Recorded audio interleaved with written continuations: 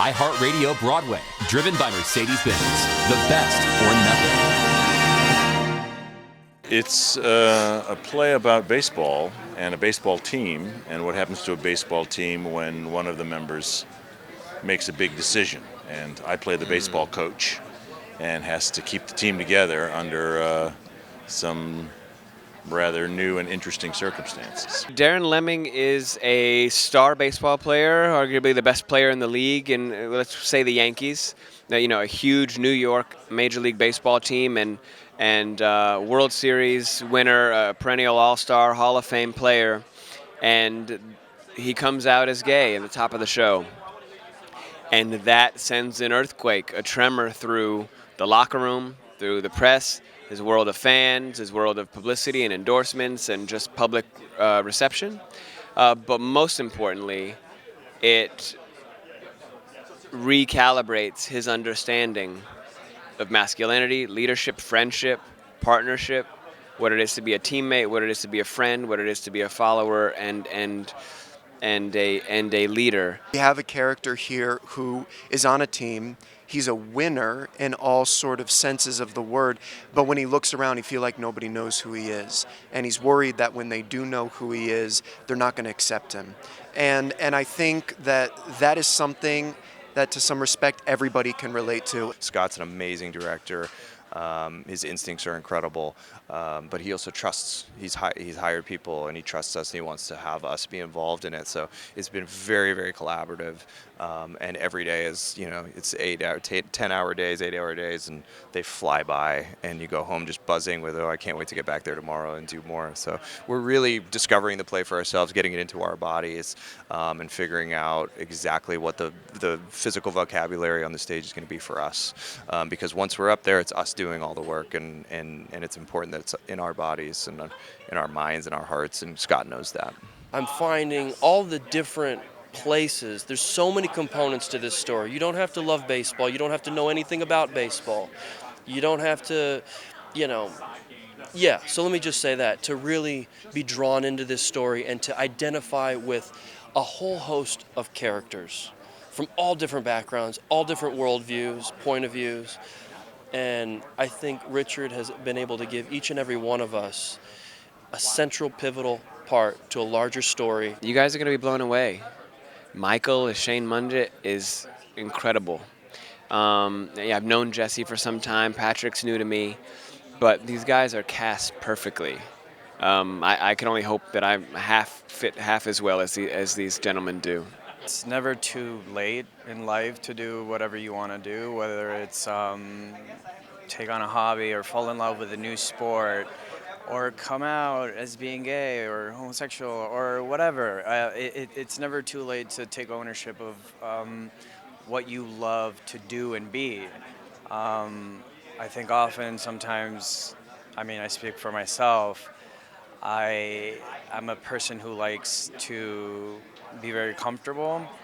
And so, for example, I knew nothing about baseball, and I'm learning about baseball, and I like baseball. I would, so it's never kind of too late to take ownership and to explore and find out who you are and what you love to do. Scott Ellis, as our director, has done an amazing job of bringing us together to retell this story, and especially since every theme in this play that existed then still exists now.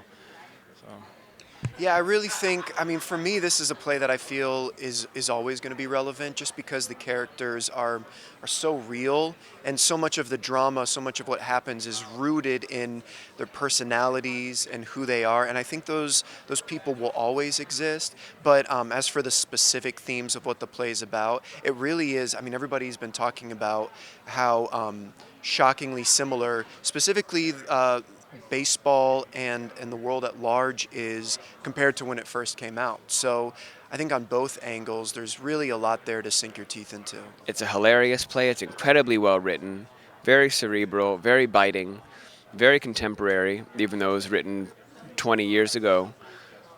and sadly it speaks to an unexperienced future, even though it was written 20 years ago. I saw this play not only once, but twice when it was in New York last time. I loved it that much. And when I saw it, I thought, okay, this play is probably not going to be quite so relevant in 2 years, 3 years. I'll be a major sports figure who has come out of the closet, and homophobia and racism won't be quite so rampant in locker rooms. And here we are, 18 years later, and I think the play is unfortunately very relevant still. Richard Greenberg said so many times that when he wrote this, he would have hoped that by now it wouldn't be as relevant. I think today we all would have expected the needle to move a lot further than it has in terms of LGBTQ plus rights, acceptance, not just tolerance, but actually acceptance. And unfortunately, we just aren't going fast enough, in my opinion, for my taste. And so I think this play, to be a part of this conversation, to help continue the thrust of ensuring that those American values, that we're all treated equally under the law. I'm so proud to be a part of a story that champions those ideals for everyone. Especially if we can bring younger audiences to the play who haven't experienced it or maybe don't go to theater as much in general, and if hopefully by virtue of the fact that we've been on some television shows that they might like, maybe that will bring them to Richard Greenberg and his brilliance and force them to have conversations that maybe they're not having. That would be like the great gift. I hope that people will walk out of this theater and know that we still have so much growth to do as a community, as humanity. I think we still, a lot of the themes of this play are unfortunately still very relevant now, and I think we need to do better. There's a lot of guys who are making their Broadway debuts. I don't know, are you making a Broadway Make my debut? debut? And Yes, that's sir. that's a great energy to be around, and it takes any of the, oh, I've done this before out of the picture, because there's a lot of guys who have, some come from television, some come from other places, and it's a group of open, fun people that are in it to win it, or in it together to make a great company. For sure. I would say that when I learned I was going to be making my Broadway debut in this, one of the things that I was looking forward to the most was the community aspect of theater and doing theater again. And I think this play is so special with that, because it's just 11 guys, and then obviously Scott is such an amazing director, and so it really does feel like we're a team. As corny as that might sound, it feels that way. This was the perfect show, in my view, for me to make my Broadway debut for a variety of reasons. Firstly, material. Certainly the character, the play, is it smart? Is it important? Is it impactful? Is it meaningful? Is it challenging? Is it scary? Is it vulnerable? Is it allow a character to explore and be explored without demonstrating beyond the shallow or surface? Is it at its core work oriented? And it's all of those things. As an actor, to be able to have to use all the tools in your toolbox to approach this language, it's like going to the gym every day in rehearsals, and you come out better. You come out as a better actor going through a Richard Greenberg play. And that's one of the reasons why I signed up. And I knew I was going to be in a room with other smart actors, and who had great sense of humor, but also could delve into the pathos and look beyond that first level to that secondary and that tertiary level of what the scene is about. It's just a thrill.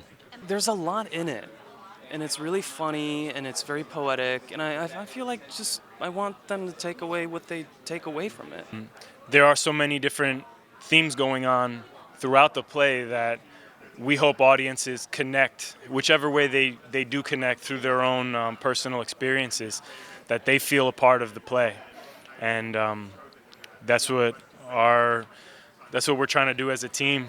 I love Take Me Out. I love this. I've always loved this play. Dennis O'Hare's performance in the original production of this play is still deeply etched in my memory. It's a role I never thought I would have the opportunity to play. I have goosebumps literally just talking about how excited I am to play this part, because it is a performance and a play that I feel like was very seminal in my life. iHeartRadio Broadway, driven by Mercedes-Benz. The best or nothing.